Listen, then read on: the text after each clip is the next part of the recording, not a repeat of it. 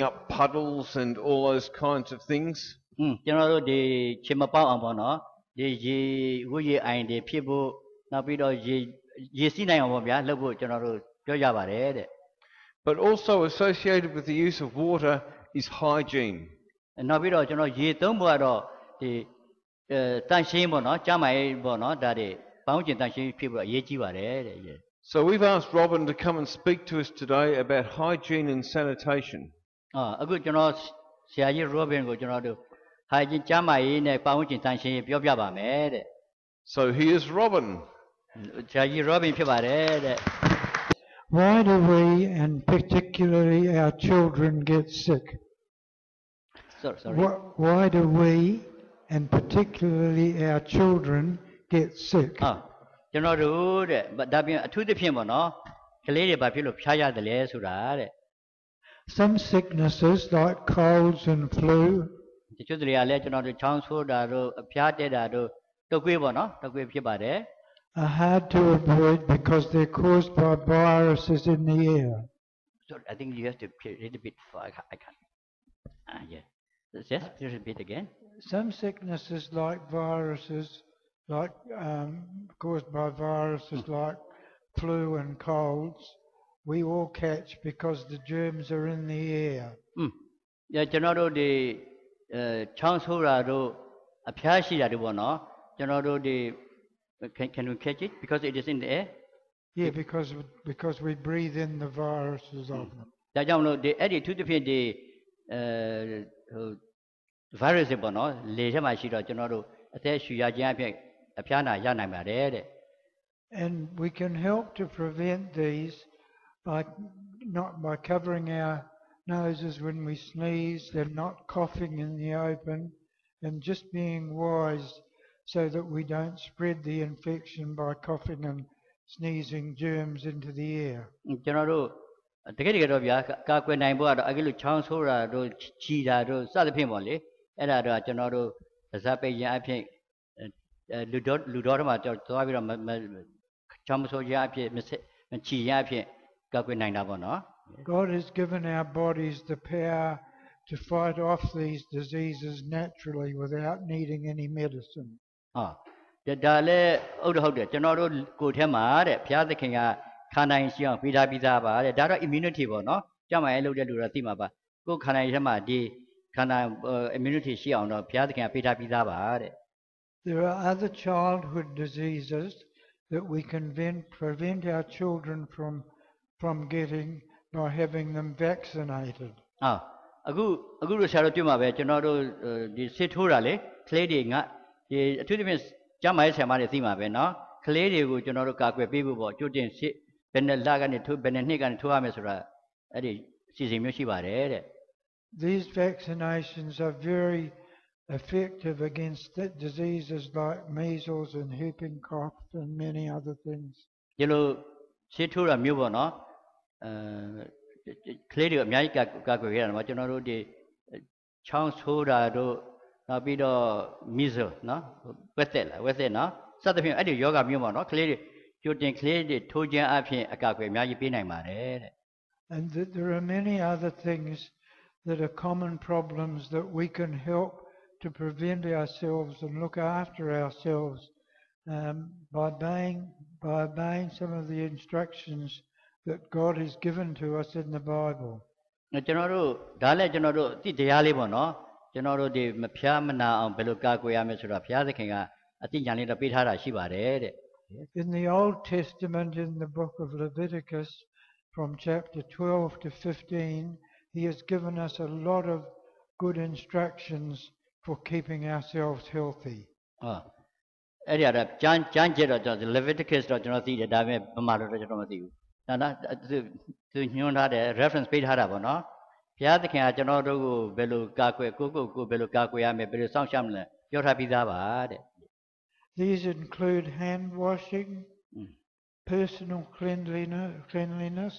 Copy. Dadiado, Saru Jama, no Jama, Pinatanaga, Tan Lida Jabula, Tan Lida.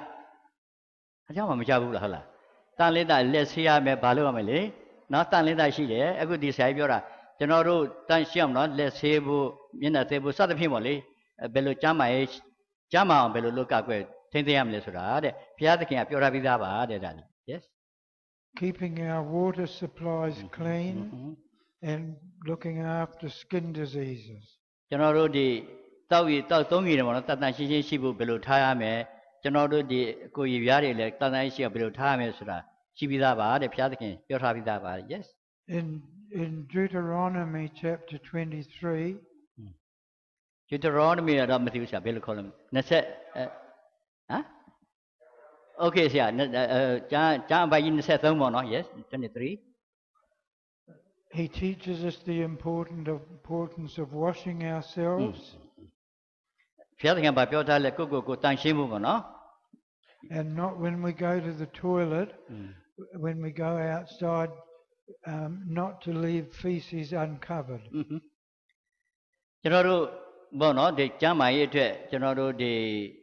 အခုကတော့တိုးတက်လိုက်ပါအရင်တော့ဆရာကျွန်တော်တို့ဒီအပြစ်မှာ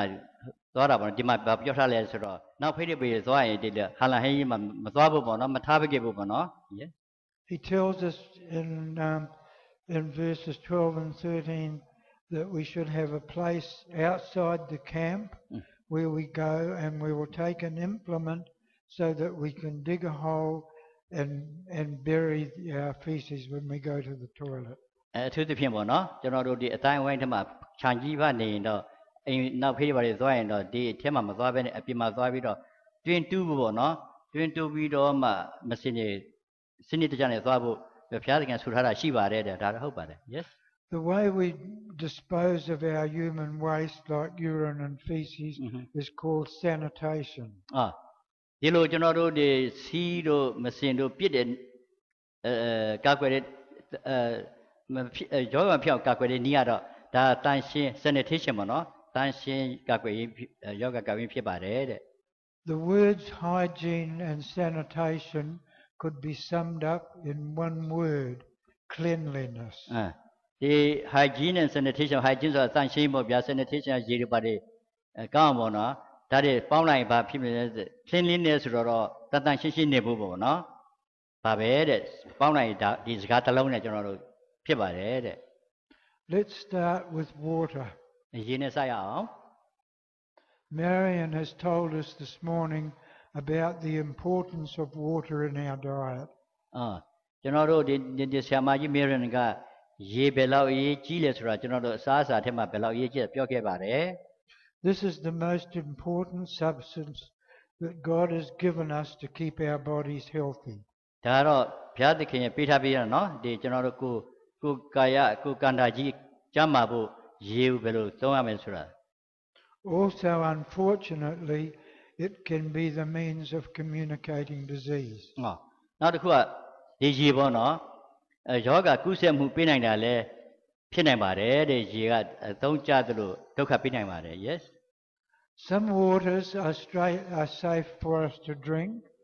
as we find them, but other ones we would need to treat by boiling or with chemicals to make them usable. ရေရတဲ့ဆရာတို့အလုံးဆရာမတို့အလုံးသိတဲ့အတိုင်းပေါ့နော်တခါတလေလဲကျွန်တော်ရတဲ့ဟာကတန့်ရှင်းမှလည်းတောက်လို့ရတယ်တခါတလေလဲကျွန်တော်ရေမတန့်ရင်ကျွန်တော်ဆေးရေကျိုးဆိုင်တောက်မဆုံးလဲဆေးထည့်ဖို့ပေါ့နော်ဒါတွေလိုအပ်ပါတယ်တဲ့ It's very important for us to have safe water for drinking and preparing our food. ရေရတဲ့အရေးကြီးပါတယ်ကျွန်တော်တို့တောက်ဖို့အတွက်ရောဒီသမင်းဟင်းတွေချက်တဲ့အခါမှာရေတန့်ရှင်းဖို့အရေးကြီးပါတယ်တဲ့ All water from rivers, lakes, ponds. Enough? Yeah. အလုံးရေပေါ့နော်ကျွန်တော်တို့ချောင်းရယ်ကန်ရယ်တွင်းရယ်စသဖြင့်ပေါ့လေ yes Streams, ချောင်း yes unprotected springs, မကာကွယ်ထားတဲ့ဒီစမ်းရည်တွေပေါ့နော်အကာအကွယ်ဖြစ်စမ်းရည်တွေ yes open dug wells, ဒီပွင့်လင်းတဲ့ရေတူးထားတဲ့ကန်ပေါ့နော်ကန်ရေကန်ပေါ့ဗျာ yes and any water that we don't know where the origin of where it's come from. နောက်ပြီးတော့ဒီရေကဘယ်ကနေလာမှကိုကမသိခဲ့လို့ရှိတော့ yes must be boiled or treated with chemicals or by filtration before we use it. ဒီလိုရေမျိုးပေါ့နော်ကိုယ်သုံးမဲ့ရေမျိုးအခါကျတော့အကောင်းဆုံးကအခုနကျွန်တော်ပြောသလိုပဲရေကျဲကျို့ပေါ့နော်ဒါမှမဟုတ်လဲဆေးထည့်ပြီးတော့ပိုးစပေါ့တဲ့ yes Now safe water that we can use without any problems includes water from deep wells over 100 feet deep. ဒီစိတ်ချတဲ့ရေပေါ့နော်ကျွန်တော်တို့သုံးမှာဆိုတော့ဒီ twin 2တွေအထူးသဖြင့်အခုဘာခေါ်လဲဗျာဒီ OVC တင်းတွေပေ100ပေ150ပေါ့နော်အမြင်တူတွေရေဒီမှာစိတ်ချပါတယ်တဲ့ yes and protected they need to be concrete wells with a concrete top and a cover အဲ့ဒါလဲဆရာတို့လက်ဒါကြုံပါပါကျွန်တော်တို့ဒီရေတွင်းဖြစ်ဝေစီတွင်းဖြစ်နော်တူးတဲ့အခါမှာဒီသူ့ဘေးလေးတွေမှာဒီအုပ်နဲ့မခင်းပြီးတော့သတ်ရထားပြီးလိုပါတယ်တဲ့ In some places there is water under pressure in the ground, especially in Australia, where you can dig a borehole and the water will come out under pressure, and that is safe water. အဲ့ဒါလဲဗျကျွန်တော်ကချင်ပြည်နယ်မှာသွားတာဟုတ်တယ်တချို့တွင်းတွေမှာဆရာတို့တွင်းချင်းတဲ့ကချင်တွင်းတူးလိုက်ပြီးတော့ဆရာသူ့ဘာသူထွက်လာတော့ကျွန်တော်တို့ပြောဘူးတဲ့ဒီရေခါတို့အဲ့လိုပဲပိတ်လို့မရဘူးလားပိတ်လို့မရဘူးဆရာတဲ့ဒီလိုထွက်လာပဲကျွန်တော်အခုသူပြောပြတာသူတို့ Australia မှာလည်းအဲ့လိုမရှိတာပေါ့နော်ဒီလိုရေမျိုးထွက်လာတဲ့ခါကျဒီလိုရေမျိုးရေစနေပေါ့နော်တဲ့ Some of the springs that we find on the sides on the bases of hills and mountains can be good pure water to drink, but they need to be protected from from human waste and other things. ကျွန်တော်တို့ဒီတောင်ကြားရေတွေပေါ့နော်စားနေပေါ့နော်ဒါတွေကတော့ကောင်းတယ်ဒါပေမဲ့လူတွေရဲ့အညစ်အကြေးတွေပေါ့နော်မစွန့်ဖို့ကိုယ်ကလည်းသိရမှာနော်ဒီရေတွေလာတဲ့နေရာရေတွေကိုကျွန်တော်တို့သုံးမဲ့ဆိုတော့စမ်းမစမ်းဆိုကိုယ်ကသိရမှာပေါ့နော်ဒါမှအကျိုးရှိမှာပေါ့နော် Town water supplies are usually treated with chlorine or some other chemical. ကျွန်တော်တို့နည်းနည်းဆရာတို့ပြောပြရင်ကျွန်တော်တို့အရင်ကဂျိုးပြူကန်ရန်ကုန်ပေါ့နော်ဂျိုးပြူကန်ရှိတယ်ဂျိုးပြူကန်ထဲမှာကျွန်တော်တို့ရန်ကုန်ထဲမှာလွှတ်ရင်သူတို့ကခလိုရင်းနဲ့သူတို့ခတ်တယ်ဗျစစ်ခောက်ရန်ကုန်မျိုးတော့လွှတ်တာပေါ့နော်ဒါပေမဲ့နောက်ကျွန်တော်သွားတဲ့အခါကျနောက်ပိုင်းကျွန်တော်သွားတဲ့အခါကျတော့ကျွန်တော်တော့အဲ့ဒီစစ်ကြီးကြည့်ရတဲ့အခါကျတော့သူအဲ့လိုပဲလွှတ်တော့တာပဲဗျဘာမှမရှိတော့ဘူးဒါပေမဲ့ဒီဆရာကြီးပြောတာကသူတို့နိုင်ငံမှာတော့အခုကြည့်တယ်ကျွန်တော်တို့လည်းရှိမလားတော့မသိဘူးဒါပေမဲ့အဲ့လိုဖြစ်နေတာပေါ့နော်ဒီလွှတ်မဲ့ຢာတွေမှာခလိုရင်းတွေဖြော်ပြီးမှရေထဲမှာလွှတ်ဖို့လိုပါတယ်တဲ့ The water that we buy in bottles has been purified by ultraviolet light and ozone, and that's safe to drink. အခုကျွန်တော်ရေသန့်ပေါ့နော်အထူးသဖြင့်ရေသန့်ထုတ်တဲ့လူတွေကကျွန်တော်ဗာလဲ ozone သူတို့သုံးတယ်နောက် ultraviolet ပြသူအဲ့ဒီရေဓာတ်ဒီရေဟိုစားဓာတ်တမျိုးနဲ့သူတို့လွှတ်ပြီးတော့မှသူတို့ထုတ်တာပေါ့နော်ဒီရေဓာတ်တောက်တာစိတ်ချတာပေါ့တဲ့ Sometimes things that are not present in the water can be a problem, especially in hill tribe villages where all the iodine has been washed out of the water. People will develop a sickness called goiter. Goiter, yes. အဲ့ဒီအထူးသဖြင့်နော်ရေထဲမှာရှိထားတဲ့အောက်ဒီပေါ့နော်အောက်ဒီပေါ့ရှိထားတဲ့အထူးသဖြင့်တောင်တန်းဒေသတွေမှာဟုတ်တယ်ဗျအဲ့ဒီဟာဒါဘာပြမိုးရွာတဲ့အခါမှာဒီရှိထားတဲ့အလုံးစီးသွားတော့ရှိတဲ့ရေဓာတ်သောက်တဲ့အခါမှာအဲ့ဒီဓာတ်မရှိတော့အဲ့ဒီဓာတ်မရှိတော့ကျွန်တော်ဗာလဲလေပင်းကြီးတဲ့ယောဂ goiter ပေါ့နော်လေပင်းကြီးတဲ့ယောဂကျွန်တော်ရနိုင်တယ်တဲ့ Now rainwater is good to drink. မိုးရွာတော့တောက်ဖို့တင့်တယ်တဲ့ကောင်းပါတယ်တဲ့ yes. But at the end, when we have had a long dry season with no rain, or if the roof gets dry, then it's important when the rain starts to let the roof be washed with rain for 10 to 15 minutes before we start collecting it into tanks to drink. Okay. အခုဆရာကျွန်တော်တို့ဒီမိုးရေလဲတတ်တာပါနော်တောက်လို့ကောင်းပါတယ်တဲ့ဒါပေမဲ့ကျွန်တော်တို့ဒီမိုးနွေးခါပေါ့နော်မိုးမရွာတဲ့အခါမှာကျွန်တော်တို့ဒီရှိတဲ့မိုးတွေပေါ့နော်အထူးဖြင့်သူ့မိုးတွေပဲဆိုပါတော့ဗျာအဲ့ဒီအရာတွေကတော့မိုးချက်ချင်းရွာလို့ရှိရင်ဆရာတို့အဲ့ဒီရေခံထားလိုက်ရင်ကျွန်တော်တို့မတော့သိသေးဘူးနော် na 15 မိနစ်နိုင်ရောမိုးရွာပြီးမှခံဖို့သင့်ပါတယ်အဲ့ဒါတခုကျွန်တော်ပြောရင်လာကျွန်တော်နေတဲ့သူ့အနာမှာရေကတန်တများတယ်ဗျတန်တများတော့ဆရာတို့ကျွန်တော်လက်ဖက်ထက်လည်းတစ်ခါမဲတူးလာပဲကျွန်တော်ဘာလုပ်လဲဆိုတော့အခုမိုးတွင်းချိန်မှာလည်းကျွန်တော်ကလေးတွေကျွန်တော်ပြောရမိုးရေကျွန်တော်ခံပြီးတော့မိုးရေတော့ရေဖက်ချမ်းတောက်တာကောင်းတာပေါ့နော်ဒါကြောင့်မလို့ဒီမိုးရေကတော့အဆန့်ဆုံးပေါ့ဗျာနော်ဟိုဒါပေမဲ့ချက်ချင်းရွာတော့မခံပါနဲ့15 မိနစ်နိုင်လောက်ရှိမှအဲ့ဒီရေခံတော့သုံးပါတဲ့ဟိုတတ်တယ်တဲ့ And all our water containers, whether they're big tanks or small ones, must be kept covered. ကျွန်တော်တို့အားလုံးရေတူလောင်တဲ့နေရာတွေပေါ့နော်ဟိုဒီစီပိုင်းဖြစ်ဖြစ်တန်ကီဖြစ်ဖြစ်အဖုံဖုံးထားဖို့လိုပါတယ်တဲ့ So that we can control mosquito-borne diseases like malaria, dengue, encephalitis and elephantitis. အဲ့လိုလုပ်ခြင်းအဖြစ်ကျွန်တော်တို့ချင်းတွေမပေါက်ပွားမှာနော်ကျွန်တော်ဆရာတို့ပြောသွားတယ်ချင်းတယ်ကျွန်တော်တို့ရန်ကုန်ကျွန်တော်တို့ဗမာပြည်မှာရန်ကုန်မြို့တော့ငှက်ဖျားမရှိဘူးနော်ဒါပေမဲ့ဒဲလီမြို့တွေမှာအဲ့ဒီမြို့ကြီးဦးမှာဆရာငှက်ဖျားရှိတယ်ဘာလို့အခုဆရာကြီးပြောတဲ့ tank တွေပေါ့နော်ရှားတဲ့အခါမှာဘယ်လိုပြောလဲဒီ Anopheles stephensi အဲ့ဒီဟိုးပေါ်မှာသားပေါက်ပြီးတော့မှအဲ့ဒီကမ္ဘာ့ကျန်းမာရေးအဖွဲ့ကပါရဂူကြီးကြောက်ပဲသူအကြိုက်ခံရတယ်ငှက်ဖျားဒဲလီမြို့မှာဖြစ်တယ်အဲ့ဒါမျိုးကြီးဒါကြောင့်မလို့သူပြောတာကျွန်တော်တို့ဒီရေတွေပါတယ်တုံလောင်တဲ့အခါမှာအဖုံးတွေကောင်းမလုပ်ဖို့ပေါ့နော်ဒါကတော့အစိုးရလည်းတောင်းရှိတာပေါ့ဗျာ yes One of the main sources of infection is catching diseases from the excreta of human people. The feces that we pass can carry many diseases. နောက်ပြီးတော့ကျွန်တော်တို့အထူးသဖြင့်ကျွန်တော်တို့နေပတ်ဝန်းကျင်ပေါ့နော်နေတဲ့အခါမှာဒီရေတွေပါတယ်သုံးတာတော့ဒီကျွန်တော်တို့တန့်ရှင်းရေးပတ်ဝန်းကျင်တန့်ရှင်းလေးအရေးကြီးတယ်လူတွေရဲ့မစင်တို့ဒီစီးတော်တို့သွားဖို့ဟာပေါ့နော်ဒါလေးတွေမဖြစ်အောင်ကျွန်တော်တို့ဘယ်လိုထိမ့်သိမ့်ကာကွယ်ပြရမှာဗျာရေတန့်လေးရအောင်ပေါ့နော်ဝိုင်းပြီးတော့လုပ်ကြဖို့လိုပါတယ်တဲ့တန့်ရှင်း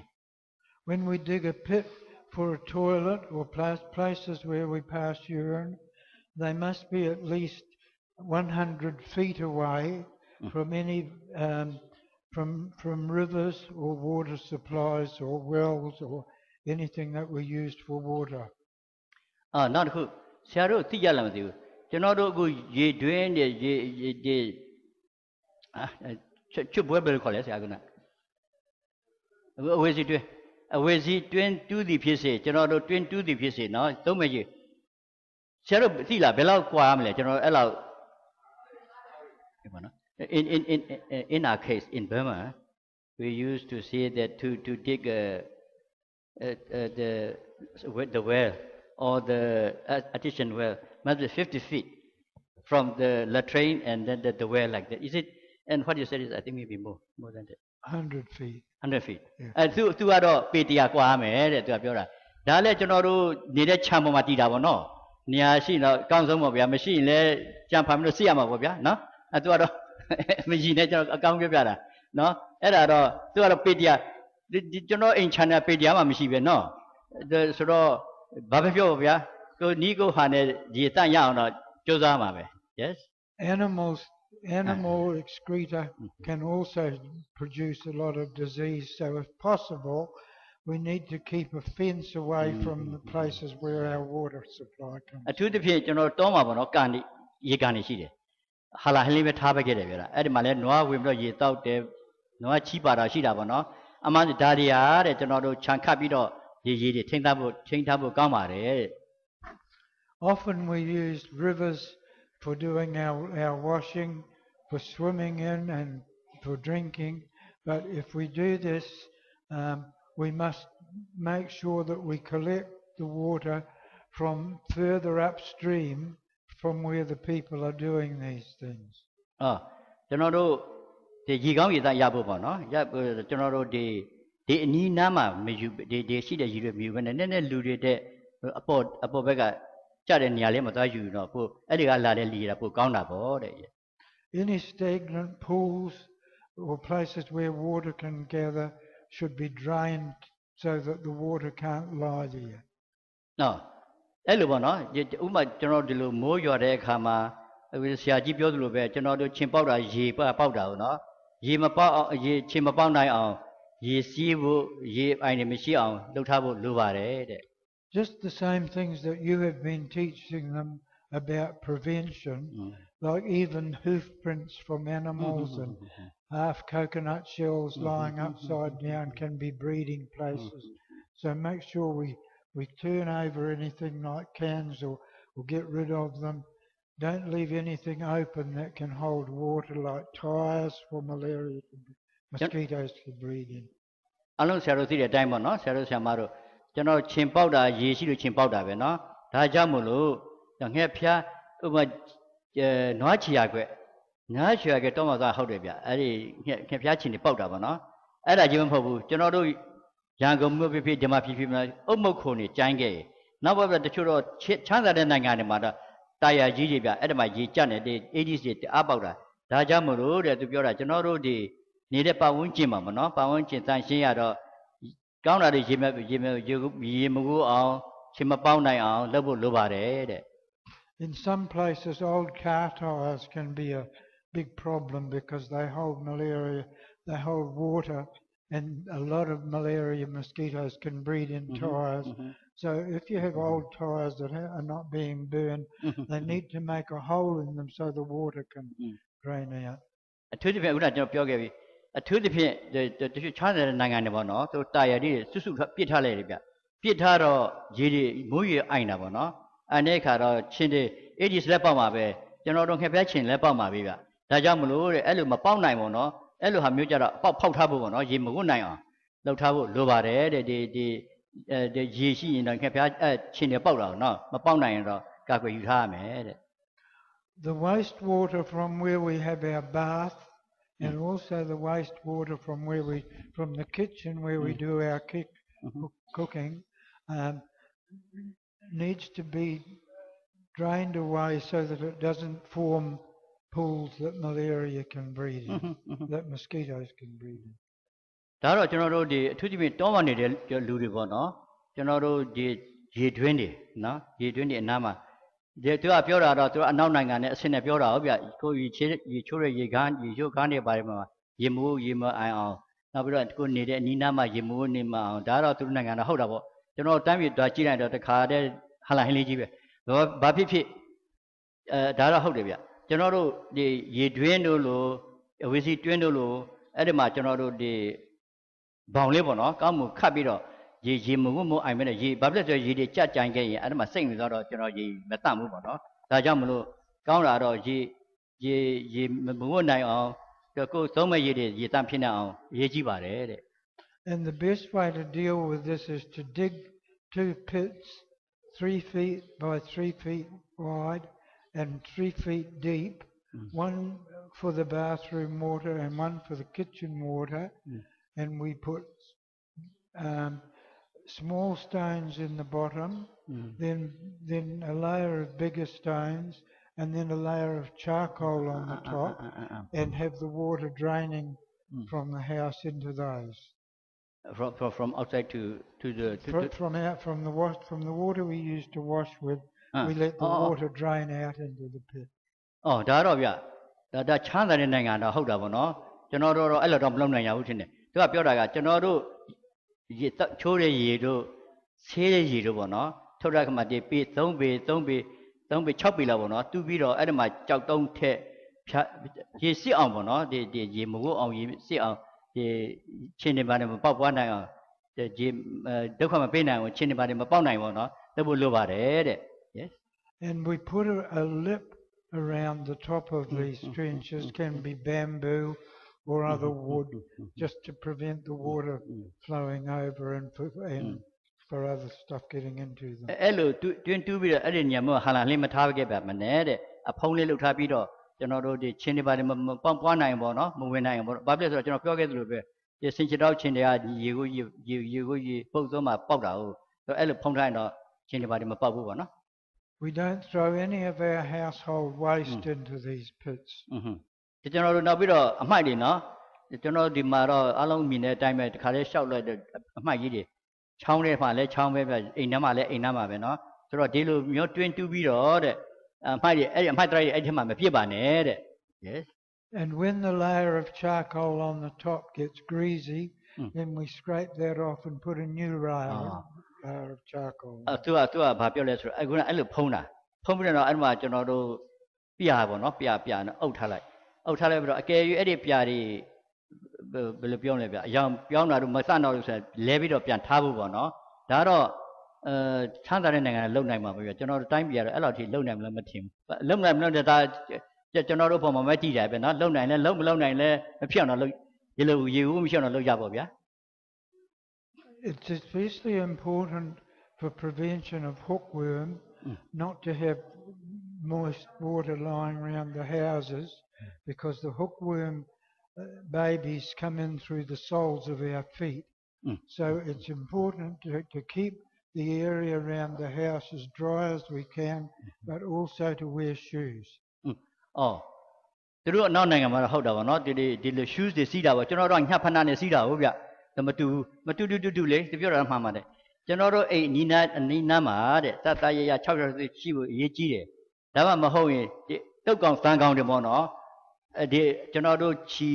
ဘွားတွေပါတယ်ဖောက်ပြီးတော့ဝင်နိုင်တယ်ဗျဒါတော့ဟုတ်တယ်ဗျအဲ့ဒါတော့ဟုတ်တယ်ဆိုတော့ဒါကြောင့်မလို့ကျွန်တော်တို့သူကဒီ sanitation ပေါ့နော်ကျမ်းမာဖို့တန့်ရှင်းဖို့ရှိတော့အဲ့လိုကျွန်တော်တို့အကာအကွယ်ယူဖို့ပေါ့လေလုပ်နိုင်တော့ဟိုကောင်းတာပေါ့တဲ့ We need to keep all the rubbish from the house in clean containers with a lid on. ဒီဘူးဘာလို့မရှိဘူးရန်ကုန်ကျွန်တော်တို့ရန်ကုန်မြို့ပါလေအခုစီပင်တွေကဗာဘုံတာကောင်းမကောင်းကြခိုးခိုးရတယ်ဗျအဲ့ဒါပေမဲ့အဲ့ဒီဘုံကြီးထားပေးတယ်ဒီမှာတော့ရှိတယ်မရှိတယ်မဟုတ်သူပြောတာအဲ့ဒီဘုံတွေထားဖို့သင်တယ်ထားဖို့ပြီးပြီးတော့အဖုံးတယ်ပေါ့နော်အမှားကြရပြစ်ပြီးတော့မှကျွန်တော်တို့သူသတ်မှတ်တဲ့နေရာတွေမှာပြစ်ဖို့ရေးကြည့်ပါတယ်တဲ့ If we need to go to the toilet outside where there's no toilet, then we need to make sure that we do this at least 100 feet away from the edges of rivers or rice fields or anywhere where water is stored. နောက်တစ်ခုကအကယ်၍နော်တောမှာတော့ဆရာကျွန်တော်တို့ခြုံခိုရတာပဲမဟုတ်လားတောခိုရတာပဲလေဒါပေမဲ့သူပြောတာအကယ်၍ကျွန်တော်တို့အိမ်သာမရှိတဲ့နေရာမှာဆိုရင်တဲ့ဒီနောက်ဖေးတော့ဘာတွေသွားမယ်ဆိုရင်တော့ချောင်းအနီးအနားမှာနောက်ချောင်းအနီးအနားမှာရေကန်အနီးအနားမှာမသွားဖို့ခပ်ဝေးသွားဖို့ကောင်းပါတယ်တဲ့အဲ့ဒါ It's much better where we can to use a pit toilet with a cover over it so that to prevent infection. ဒါဟုတ်ပါတယ်အကယ်၍ဆရာကျွန်တော်တို့ဒီလိုအိမ်သာမရှိသည့်တိုင်အောင်နော်ရေအိမ်သာတွင်းတူးပြီးတော့မှအသုံးပြုဖို့ကောင်းတာပေါ့တဲ့ What I've just said about the danger of hookworm, this isn't just human feces because the feces from pigs will also carry hookworm. So make sure you keep all the droppings from animals clear away from around your house. ကျွန်တော်တို့ဒီတန်ကောင်ပေါ့နော်တုတ်ကောင်တန်ကောင်ပေါ့နော်သူပြောရမှန်တယ်ဗျကျွန်တော်တို့ဒီလိုဖဏမရှိခဲ့လို့ရှိတော့ဝင်နိုင်တာပေါ့နော်ဒါကြောင့်မလို့ကျွန်တော်တို့ဒီကျွန်တော်ဗမာပြည်ဝက်မြူတာကတော့ကျွန်တော်ကြည့်တာတော့အဲ့လိုပဲသူဆွတ်လိုက်တာပဲဗျဒါပေမဲ့အနောက်နိုင်ငံမှာအဲ့လိုမဟုတ်ဘူးကျွန်တော်သွားကြုံကကျွန်တော်ဗာသွားတွေ့လဲဆိုတော့ဝက်မွေးတာဝက်လေဒီလိုကျွန်တော်ဗမာပြည်အကြီးမမွေးဘူးဗျဒီလောက်အရွယ်လေးအစားပဲသူတို့စားတာများတယ်အဲ့ဒါကြောင့်မလို့သူတို့ကတခါတည်းအဲ့လိုထားပြီးတော့နောက်မနေ့ကြတော့လေမစင်တွေကိုတခါရင်နဲ့ထိုးချတာဗျထိုးချတော့မြောင်းထဲမှာသူတို့သွားတာသူကအဲ့ဒီပြောကျွန်တော်တို့ဒီတရိษံတွေပေါ့နော်မွေးတဲ့အခါမှာတတ်ရှင်းတတ်ရရှိဖို့လိုပါတယ်ဒါမှမဟုတ်ရင်ပြီးတော့အထူးသဖြင့်ဒီဟွတ်ကောင်းတွေပါဝက်မှာဖို့ကျွန်တော်တို့ရတယ်ဗျဝက်သားမှာကျွန်တော်တို့ဝက်ထက်မှာကူးနိုင်တယ်လေအဲ့ဒီဝက်မစင်တွေပါသွားတဲ့အခါဖြစ်နိုင်တယ်ဒါကြောင့်မလို့ဒီလိုဟာမျိုးတရိษံမွေးတဲ့အခါမှာတတ်ရလေးမွေးဖို့အရေးကြီးပါတယ်တဲ့ Now there are many things we can do with our personal hygiene that will help to protect us from disease. ကျွန်တော်တို့အရေးအကြီးဆုံးကတော့ကျွန်တော်တို့တကူကြီးတကားရတန့်ရှင်းရင်ပေါ့နော်အရေးကြီးပါတယ်ဒီလိုယောဂကောက်ွယ်ဖို့ကတော့ကျွန်တော်တို့တယောက်ချင်းတကူကြီးတကားရလှုပ်တန့်ရှင်းထားဖို့အရေးကြီးပါတယ် Yes The first thing is always wash your hands after you've been to the toilet. ဒါတော့အခုလဲတန့်လေးတန့်ကျွန်တော်စိတ်ချင်တော့ဆရာတို့ကြားဘူးမယ်အိမ်သာတက်ပြီးရင်လက်ဆေးဖို့ဆပ်ပြရတော့ဘာလို့သွားဖို့နောက်ပြီးတော့စသဖြင့်ပေါ့ဗျာတန့်ရှင်းလုပ်ဖို့တော့ခြေဆေးလက်ဆေးဖို့တော့အရေးကြီးပါတယ်တဲ့ Always wash your hands before you start to prepare a meal or before you start to eat your meal. ဒီသူပြောတာတော့နော်အစာပြုတ်ပြင်မယ်ဆိုရင်လက်ဆေးဖို့နော်လက်ဆက်ပြန်နဲ့ဆေးဖို့ပြီးတော့နောက်ပြီးတော့တခုခုပေါ်လုပ်ရင်ဆေးဖို့ကျွန်တော်ဗမာပြည်မှာဘယ်လိုဖြစ်တယ်လဲဆိုတော့စားပြီးမှကျွန်တော်တို့ကဆက်ပြန်လက်ဆေးတယ်နော်ထမင်းမဆောက်တယ်လို့လက်နှိပ်ပြီးတော့လာစားတာပဲစားပြီးတော့မှကျွန်တော်ပြောင်းပြန်ဖြစ်နေတယ်ဗျနော်ကျွန်တော်တို့ကစားပြီးမှဆက်ပြန်နဲ့ဆေးတယ်လူများနိုင်ငံဆက်ပြန်ရှိမှစားတယ်ဆိုတော့အဲ့ဒါတော့မှန်တယ်ဗျတကယ်တော့မစားခင်လက်ဆက်ပြန်နဲ့ဆေးတာအကောင်းဆုံးပဲ yes Always have a bath or a shower or whatever you can at least once a day, and if possible, wash your whole body with soap and water. ကောင်းဆုံးကတော့တနေ့တစ်ခါပေါ့နော်အနည်းဆုံးနော်ဒီကုလုံးရေချိုးပြီးတော့ဆက်ပြန်တဲ့ဘာနဲ့ကိုတန့်ရှင်းလိုပါတယ်တဲ့လူ This is especially important in hot weather and after work and exercise. အထူးသဖြင့်ကျွန်တော်အပူပိုင်းဒေသတွေမှာဒီလိုရာသီဥတုမျိုးမှာရေချိုးဖို့တရှင်းထားဖို့အရေးကြီးပါသည် To help control heat rash. ကျွန်တော်တို့ဒီနေပူတာပေါ့နော်နေ heat stroke တို့ပါတယ်ပေါ့ဗျာမထိအောင်ဒီလိုရာသီဥတုမှာကျွန်တော်တို့ဟိုစားပြုနေဖို့လိုပါတယ်တဲ့တခုကျွန်တော်ပြောရင်းတာကျွန်တော်တို့ဒီလိုရာသီဥတုမျိုးပေါ့နော်ဒါကြောင့်မလို့ကျွန်တော်ဗမာပြည်မှာအခုစားတာကြည့်ပြနည်းနည်းပါးပါးလေးနဲ့ဟိုစားတယ်ပေါ့နော်ဟိုစစ်ဆိုတာဗာလဲပို့အေးတာပေါ့နော်အခုနကျွန်တော် 1 minute နော် I'm just explaining about your ကျွန်တော်အနောက်နိုင်ငံမှာသွားတော့ကတခါသူကပြတ်ဘူးတယ်ဗျလူတယောက်ကတခါတည်းနေခင်းကြတော့သူတို့ကအနောက်နိုင်ငံမှာဒီခုတ်တော့ဗနဲ့နေတာဟုတ်ဒီကောင်ကဟိုအပူပိုင်းဒေသအလုပ်သားလုပ်တော့အပူပိုင်းဒေသဆရာတို့သိတဲ့အတိုင်းပဲဒီအရက်တောက်တာတို့ဘီရက်တောက်တာတို့ကခံပြင်းနေဗျဒါပေမဲ့အဲ့ဒီလူကဗာတခါတည်းသူကကောင်းမှုပြီးတော့စားတဲ့အခါလဲအပါစားပြီးတော့အလုပ်သားဆင်းလုပ်တဲ့အခါမှာကျတော့ဒီလောက်ပူရဲအိုက်တဲ့ကြီးထက်မှာတခါတည်းဒီကောင်မူးလဲသွားဗျမူးလဲသွားတော့အဲ့ဒါနဲ့သူကမဖြစ်တော့ဘူးဆိုတော့ဆရာတိုင်ပြီးတော့သူနောက်ပဲလို့လုပ်လဲဆိုတော့အခုကျွန်တော်တို့ဗမာဒီလိုရာသီဥတုမြပါပါလေးနဲ့ရေယူရင်လေထက်ကောင်းတဲ့အခုအစားတွေဝုတ်ကိုတင့်တယ်ဆိုတာကျွန်တော်ပြပြတာပါ yes This also helps greatly to reduce the chances of us getting scabies and boils. Sorry? Scabies and body sores and boils. ကျွန်တော်တို့ဒီလိုဒါတော့ဟုတ်ပါတယ်เนาะကျွန်တော်တို့ဒီလိုတန်ရှင်းလှုပ်ရှားအဖြစ်ကျွန်တော်ဝဲတွေပါတယ်ပေါက်တာပေါ့เนาะဝဲတွေပေါက်တာမရှိဘူးပေါ့လေကျွန်တော်တို့ဗမာပြည်မှာတော့အထူးသဖြင့်ကလေးတွေဗျကျွန်တော်မြင်တာလေဒီခါလက်လေးတွေပါတယ်ဝဲပေါက်ရင်သူတို့ကပိုးမထင်ဘူးဗျဒါတရားเนาะပိုးမထင်တော့တခါလေပြည်ပါတယ်တဲ့တာဒါကျွန်တော်တော့ဘာလုပ်လဲဆိုတော့အခုဆရာတို့ကျွန်တော်ပြီးတဲ့ဆေးလုံးလေးတွေအဲ့ဒီဝဲတွေ့ကျွန်တော်အဲ့ဒါမဟုတ်လေအဘိတ်တွေကျွန်တော်စိန်ခတ်လိုက်တယ်စိန်ခတ်တဲ့ပိုးတွေသေးတာပဲဘာပြောသူကပြောတော့သတ်ရှင်းရှိဖို့အရေးကြီးပါတယ်တဲ့ Clean our teeth every day သွားတိုက်ပါသွားမတိုက်လို့လူရှိလားဒီထမလောက်ပါဦးသွားတိုက်ရမှာမဟုတ်လားသွားတော့ရှိကြလားမသိဘူးရှိပါမှာနော်လူငယ်တွေပဲနော်ဟုတ်ပြီ yes Always wear footwear ရှေ့ဖနာတော့အမြဲဝတ်ပါတဲ့ဘာဖြစ်လဲဆိုတော့ကျွန်တော်အပြင်မှာသွားရင် yes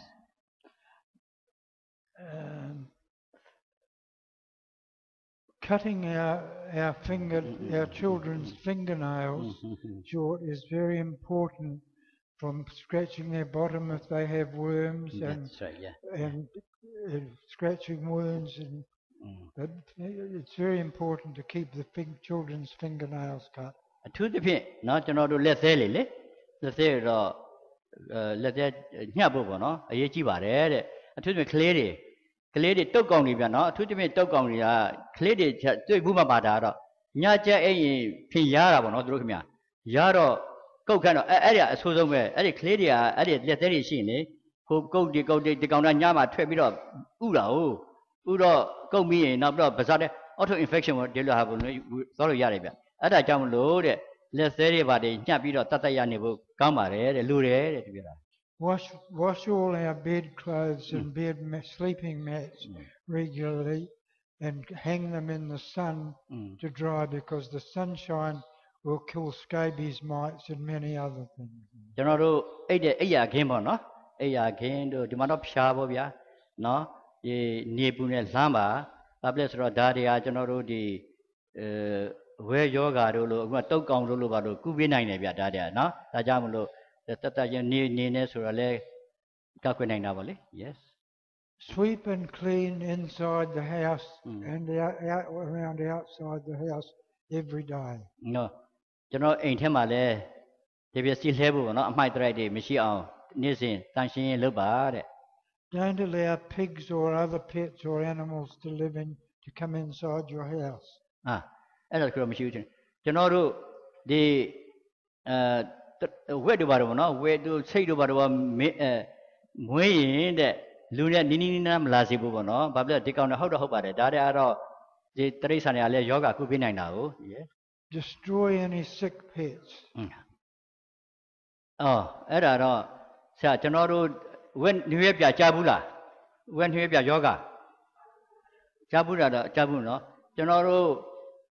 အခုအဲ့ဒီဝက်နှွေးပြယောဂတော့ဒုက္ခပေးတယ်ဗျလူတွေနော်ဘာလို့လဲဆိုတော့ဝက်ကလည်းတန်ဖိုးရှိတာဟုတ်တန်ဖိုးရှိတော့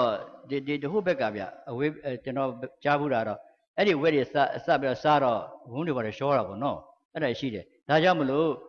ဒီဆိုင်ပြောတာတဲ့ဝက်တွေပါတွေနိုင်မစားရပါနဲ့တဲ့ Mangy dogs carry scabies. ခွေးတွေလည်းဒီဟိုစားတယ် scabies ဆိုတာဗျကျွန်တော်တို့ဝဲပေါ့နော်ဒါပေမဲ့ကျွန်တော်တို့ဒီဟိုစားရှိတယ်ဗျ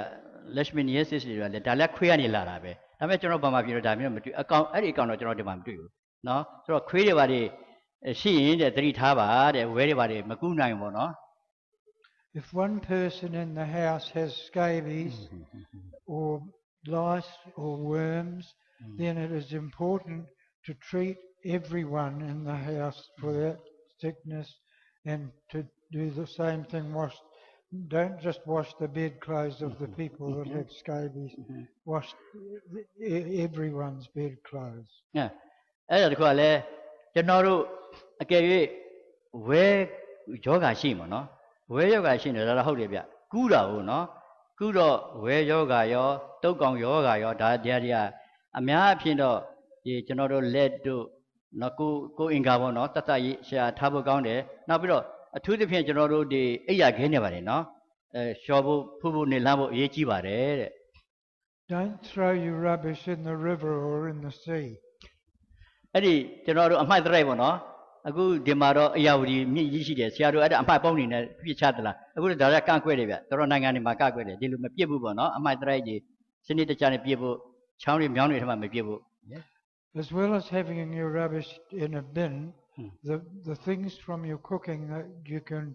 that are disposable like vegetable scrap and food scraps, you may have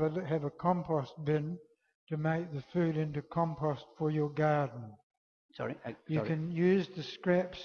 the vegetable scraps from the house, and have that in a bin outside and make a bin to form compost for the garden. အိမ်မှာပေါ့နော်ကျွန်တော်တို့အသီးအနှံတွေနှွေချွေတဲ့အခါဘာတွေညာတယ်ပေါ့ဗျာအဲ့ဒါလေးရှိမယ်ရှိတဲ့အခါကျတော့တဲ့အဲ့လိုချောင်းမပြည့်နဲ့ဆရာနောက်ပြီးတော့ကျွန်တော်တို့ဓာတ်တွေကမြေကျွေးအနေနဲ့ပြန်သုံးလို့ရတယ်လေထားလိုက်ပြီးတော့သူတို့ကဒီလို compost ပြည့်သူတို့ကမြေကျွေးဖြစ်အောင်ပေါ့နော်လုပ်လို့ရတယ်တဲ့ yes Now I think I've got quite a lot more but we're running out of time so I think we'll just go quickly through this PowerPoint to finish off this block. Okay. Now in the beginning when God created the earth there was the river went out of Eden to water the garden. ဘုရားသခင်ကဘာကြီးကိုဖန်ဆင်းတဲ့အခါမှာတဲ့ဒီခြံကြီးပေါ့နော်ဒီနေရာကြီးရေလမ်းဖို့ရေဖန်ဆင်းပေးထားတယ်တဲ့ The water when God first created the earth came up from springs in the ground but there was no rain until the flood when Noah built the ark. ဟိုဘုရားသခင်ကဘာဖန်ဆင်းတော့ကဒီရေရှိအောင်တော့သူတို့ဥစ္စာပေါ့နော်ရေစမ်းရည်တွေရှိတာပေါ့နော်ဒါပေမဲ့အခန်း6ပြီးတော့ဒီကဘာကြီးကဘယ်လိုပြောမလဲပဲနေပူပြီးတော့ရေမရှိတဲ့အချိန်ကြတော့ now yes then and then God promised that he would never again destroy all the earth so his promise was the rainbow in the sky ဒါတော့ကျန်တိုင်းနဲ့ဆိုင်နေဗျ no I about see that theater no Korean leader Timabe.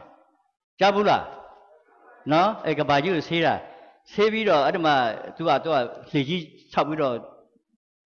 3 some I don't think no. The video now my Gabaju selected. Select a Louis the consider Dabeme a good Gabaju Piaba and Saver of Batia.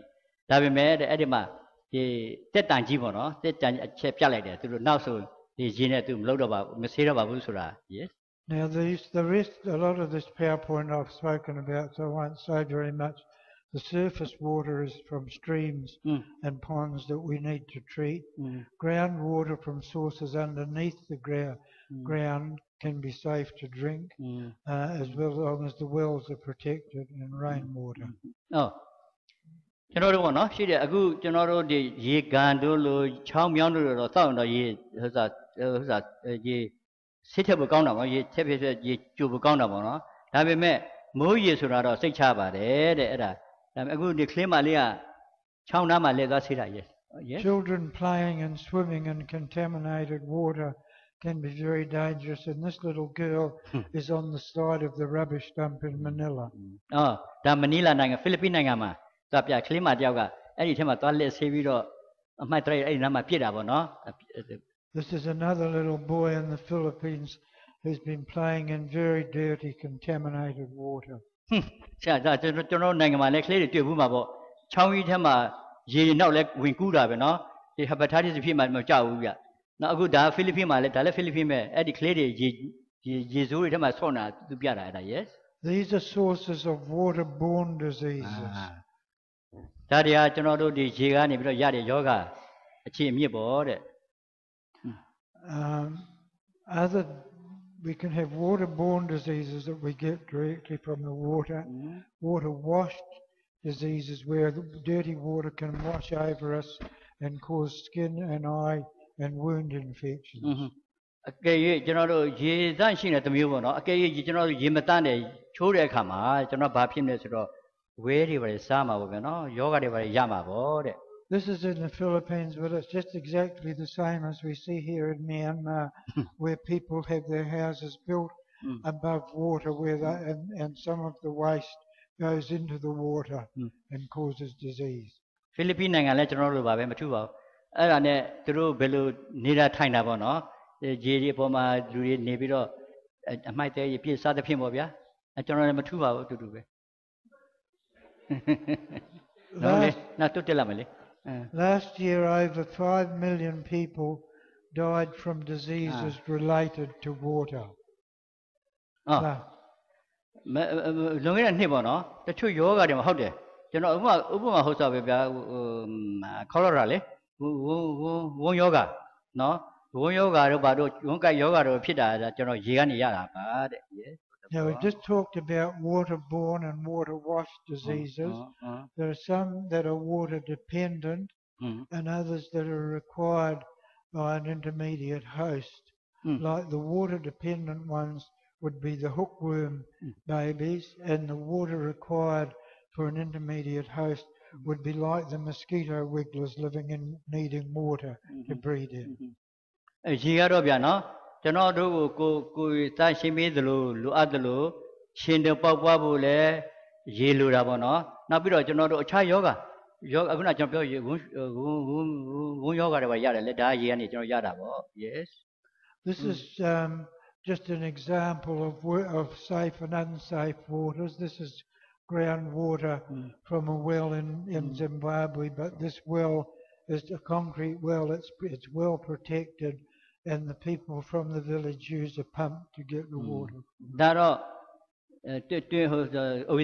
no? We just doing Matua, Kangamu, Kinabi, and Ma. You are going to Zimbabwe Nanga, Africa Nanga, and then Ludia, La Vido, Adi Gilidu,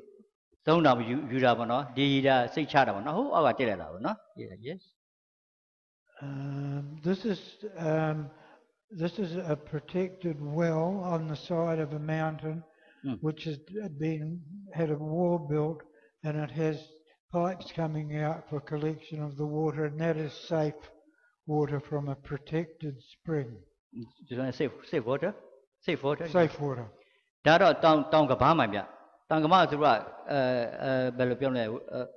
Gabida, no? The Mandalini Marmovia, Lobidoma, Jipai the Tobidabia Adama. Eddie Jimuaro, that Yezam Shibare. This is another example of safe wells, where they have concrete wells covered over, and they're deep wells, so the groundwater is safe to drink. Dale, you dream maybe. Dame, Gangamu, Nadia Bari, the concrete Gabida, no? Gabiji up here, dream you jar or stand or do that. Ludia to some Gamrabo. This is an unsafe well where the people are just have an open well dug and they're using that for their water supply. Not safe. They doing out of Shadow Minute, oh, yeah, my sheet. Akaya, let me see you. You dream you out, Mazon Zimun or say Charlie to them Hoba. Sometimes after a drought it can be very bad, and in this place in Ethiopia, the water would have to be strained through a cloth and then boiled before they could drink. Daro Ethiopia Nanga, Charole, the dinner pine, Chabuma, the dinner Natal, Ethiopia Nangama, the gay ye can't move Hanama, and Mumia, ye Mishimuno, ye Mishido, Ariguna, ye Hamidu Zomade. Don't know about the name of Era Jamu, Eddie Gidi, don't make Hajaro, the Sebro you, two army, the Damasi Chame. This well was in Payan, and it's a good well. It's a big concrete well, but it needs to be kept covered. Dara General Pan, who's already nearly through Minas or double Yakara. Damastata Yalutabare, Lutabi met to a Pomo Pontabu, no? That Pomo was in there. It's a well bricked in well, so it's not the well itself isn't a problem, but it needs to be covered on it. You drink Gamare, damn Pompona was in now, no? Ways that we can make water pure enough to drink. The most common and one is by boiling the water. Account you double six ye ju cheddar, account somewhere. Then if we can keep water in a covered container for 2 weeks, then there's nothing for the germs to live on, so the water will become okay for drinking. Okay, General Eddie Malone, ye don't know any of no? Napalo Talai, say the yoga, my people say charabo. Yes. We can treat the water with chemicals like chlorine, or you can get tablets with iodine in that you can put in a little bit of water if you're traveling to make it safe to drink, or the water can be purified by special filtration. Okay, you know the ye tan look no? General ye she in Metamu say me child no, the ultraviolet rays or hold it. I did totally Yitam Budio needed Talida. Talida, for how many hours do you have to keep that? I'll tell them about the ultraviolet in a minute. No, I don't Talabido, I don't pussy, yet only yes. This is what we call this is just showing the importance of keeping the food containers covered. In Tamavano, PCPS Assassin. This one is what we call two-pot clarification, where we can stand the water in one container with a top on it, leave it for 2 days till all the dirt falls to the bottom, and then pour the top water off into another container. Eddie sounded over, no? Near to a tower, and Jabsy. Jabido, my general counted the Nemesi, the cha continued Budu Kuda, Zombo, not Zombo, you. But then if we hadn't treated, we would put a lid on that container at the bottom and let it stand for longer for the germs to die. A little tabby now, Jayatabo, both are say Purithia, Jayataba. Now, the other very easy and important thing to purify water is to use the ultraviolet light from the sun. အော်အကောင်းဆုံးကတော့လေဒီကျွန်တော်တို့ဒီ ultraviolet ဆိုတာဒီနေအောင်ကြီးတစ်ခုပဲဗျအဲ့ဒီဒီရေတရားကြီးနေထဲမှာထားဖို့အဲ့ဒီဒီဓာတ်တွေရရင်ပိုးစေတာပေါ့နော် Sometimes we need a lot of water quickly to be able to give a lot of drink to children with diarrhea. So we need ways of producing a large amount of pure water. ဒီခါတည်းလေကျွန်တော်တို့ကလေးတွေတိုက်ဖို့ပေါ့နော်ရေအများကြီးလို့တယ်အဲ့ဒါကြတော့ကျွန်တော်တို့ရေတန့်တော့ရေရအောင်ကျွန်တော်လုပ်ရတာပေါ့နော် Yes. Now we can stand bottles in the sun like this, but more effective if we have it in. I'm sorry, just going back one. This was just boiling water. အဲ့လိုပေါ့နော်ကျွန်တော်တို့အခုကနေနဲ့လှမ်းသည်ဖြစ်စေရေကျိုးသည်ဖြစ်စေအဲ့ဒီစိတ်ချတဲ့နီးနဲ့ရတာတော့အဲ့ဒီနီးတွေပဲရှိပါတယ် Yes. And this is purifying water with a filter. ဒါတော့ကျွန်တော်တို့ရေကြီးရေတန့်ရဖို့ပေါ့နော်ရေစစ်တာဖြစ်ပါတယ် We can use many different sorts of containers for water. ဒါတွေကလည်းပြတာတော့ရေတွေဘယ်လိုထားရမယ်သူလောင်ရမယ်ခွက်တွေဥရီပေါ့နော် But whatever we use, the water must be kept covered. ဘယ်လိုဘာဆုံးသုံးတဲ့ရေတော့ဖုံးထားပါတဲ့ In many places, it is the women who have to go and collect the water, and sometimes this might mean walking for a long way, but often they go together, so it's a good social time for them. ဒါတော့ကျွန်တော်တို့တန်းပြင်လည်းရှိတာပဲအထူးသဖြင့်ရွာမှာညနေပိုင်းဆိုရေသားခိုက်တာပေါ့နော်သွားခါတော့သူကပြောလဲဆိုတော့အဲ့ဒီအချိန်မှာတဲ့တယောက်နဲ့တယောက်တွေ့ပြီးတော့ကျွန်တော်တို့ဟိုစစ်ဆန်လူမှုစစ်ဆန်ရေးပေါ့နော်ဟိုပြီးတော့နီးစပ်တွေ့ရဟုတ်တာပဲဟိုရွာကလူတွေကျွန်တော်တချို့ညာမတွေ့ပါဟုတ်တယ်ညသူတို့ရေတွေတဲလာတယ်ပြီးရေမောနဲ့ရေခတ်တာပေါ့နော်အဲ့ဒါတွေတောင်းပါတယ်တဲ့ And this is just a very common example of how water can be contaminated by human waste. This one is in Calcutta. ဒါကခလကတာမြို့မှာကလပြီဗျအဲ့ဘာပြရှင်လဲဆိုအဲ့ဒီအနီးနားမှာဘယ်လောက်ညစ်ပတ်တယ်ဆိုတော့နော်ဒီရေတွေမသတ်ဘူးဆိုတာ This is a little boy in Pakistan who's dying of dehydration because he doesn't have enough water. ဒီကလေးကတော့ပါကစ္စတန်နိုင်ငံဒီကလေးကဘာဖြစ်လဲဆိုတော့ရေခမ်းသွားတာပေါ့နော်ရေခမ်းတာမတော့ဒီအစားအစာလုံမစားအဲ့ဆင်းရတာဟုတ်ဗျဟုတ်တယ်အဲ့ဒါကလေးတွေ And this is just an example of the steps upwards from what God told us about digging a hole in the ground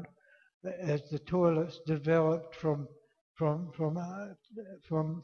just digging a pit in the ground,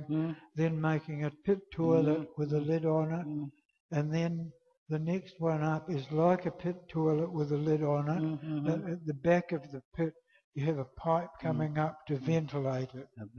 အဲ့ဒါတော့ကျွန်တော်တို့ဒီအိမ်သာပေါ့နော်အဆင့်လောက်တာပေါ့နော်ဒါပေမဲ့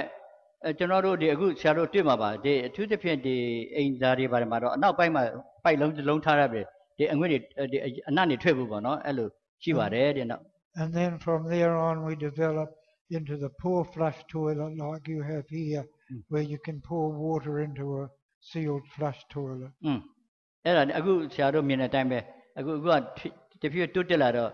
ဒီမစင်ဒီရေတွေဘယ်လိုထုတ်ရမလဲဆိုတာထုတ်တဲ့နည်းတွေပေါ့နော်ပြတာပါ This is just one example of a ventilation improved pit toilet where you walk into the toilet but there's a pipe coming up the back. ဒါတော့ဇင်ဘာဘွေမှာဗျဒီ VIP ဆိုတော့အရေးကြီးတဲ့လူတွေအင်တာနော်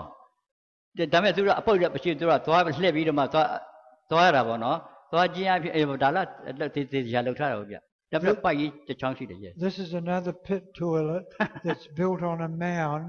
but it's still okay because they've built the ground was too hard to dig a pit, so they've dug as much as they can and put the toilet on top of a mound. ဒါတော့ဘယ်နိုင်ငံထင်လဲဒါ